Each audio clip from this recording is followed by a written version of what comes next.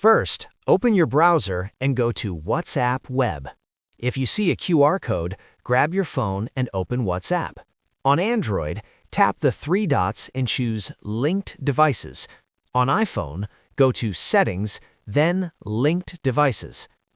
Now tap Link a Device and scan the QR code on your laptop screen. Once you're logged in, open the chat where you want to send the file. Now, click the attachment icon, the paperclip.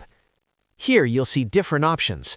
Choose Document to send PDFs, zip files, Word files, or any normal file.